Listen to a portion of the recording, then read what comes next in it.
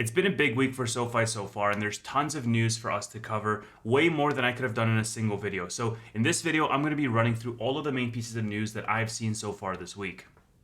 Okay, starting off, SoFi reported terrific earnings on Monday before the bell. If you have not had a chance to see it yet, I did a full earnings breakdown, which is going to be attached in the description of this video as well as at the end of this video. Definitely check that out. It's a full 30-minute breakdown. In terms of the stock performance, the stock was up over 5%, closing the week off at $8 a share. However, as is the case with events such as earnings, a couple of things are to be expected. First, Michael Rowland made a thread showing off SoFi's short interest, highlighting that SoFi is seeing a sharp increase in short interest with over 100 million shares sold short. I checked on the short interest on Fintel earlier today and found that it's currently sitting around 13% short interest. There's also something strange that's been going on with price action. Chris highlighted this on Friday, comparing some unprofitable fintech companies' performance relative to SoFi's performance. This could be something to do with options or days to close, but I honestly don't want to speculate on that as it's super short term and doesn't really affect on the underlying company performance. In fact, one of the comments was highlighting how Galileo powers many of the names on this list. The other thing that often follows in earnings is an adjustment in price targets by analysts. We've had a whole list of analysts updating their price targets. The two most interesting ones were Mizuho and Morgan Stanley. Mizuho assigned a buy rating on SoFi and set a price target of $15 per share. Truist also maintained their buy rating on the stock with $16 per share price target. Morgan Stanley upgraded their outlook on SoFi from underweight to equal weight, so it seems as though Morgan Stanley is turning more bullish on SoFi. And then there's a ton of other analysts that reiterated their position as of October 31st. We have BTIG, we have KBW, we have Wedbush, we have Bank of America. But the two most interesting ones that I found were definitely Morgan Stanley and Mizuho. Moving on to a few news pieces, there were a bunch of widespread bank outages on Friday. We had Truist, Bank of America, Chase, US Bank, Wells Fargo all experiencing outages and disruptions that began around 8 a.m. yesterday.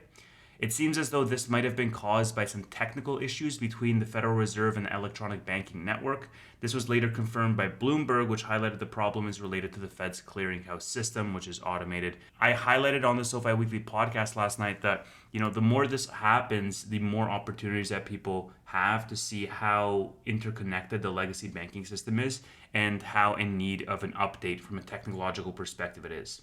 Finally, there was news around Mint shutting down, originally reported on Bloomberg, but I wanted to run through the Verge article really quickly. It says Mint, the budgeting app owned by Intuit, is shutting down. Intuit announced on Tuesday that Mint will get absorbed into Intuit's other service, Credit Karma, when it officially goes away on January 1st, 2024.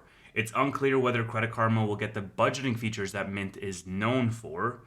Intuit acquired Mint in 2009.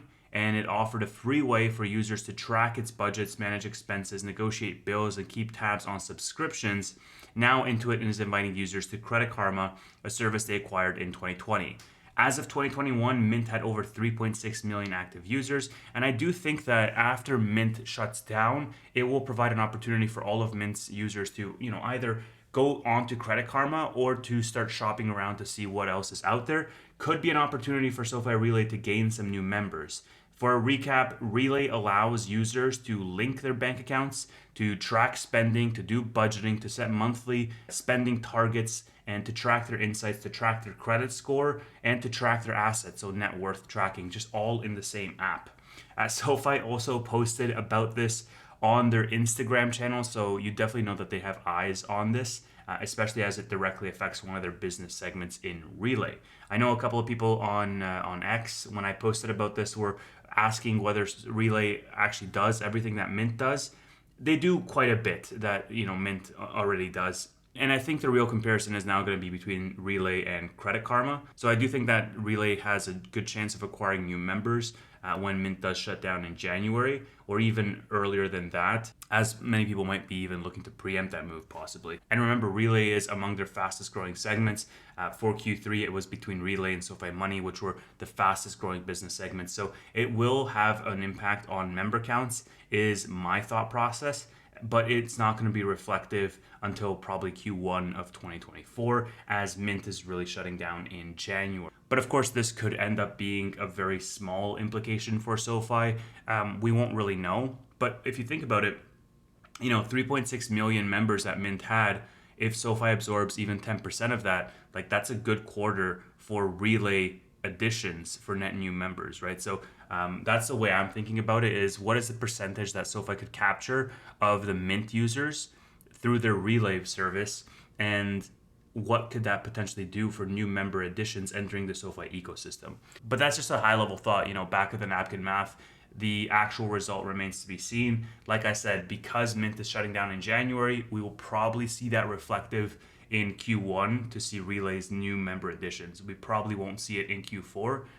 Okay, one last piece of news. There were also rumors on Reddit around SoFi beta testing a native Zelle integration in the SoFi app, according to Bender 9000. Chris Hager later posted this on X. I don't want to spend too much time on this because I don't see any other news source on it. It is definitely a rumor, but I did want to highlight it because it is a credible source. Bender 9000 is, who we've relied on for a lot of SoFi DD, as well as a lot of SoFi leaks and insights over the past year. So that could be very interesting if that pans out to be true, or if we get, more details around what that might look like. But, for right now, I think that obviously, aside from the earnings and the analyst upgrades, like this Mint news is something that I've been looking more into as something that could potentially increase the member count for Relay specifically. Definitely make sure to tune in, as I usually do a SoFi weekly recap on Fridays or on Saturdays with all the little major news pieces that I see. Like I said, I think earnings was really terrific. I did a full video on that, so definitely check that out as well. For right now, this is the Fundamentals of Investing podcast. Thank you so much for listening.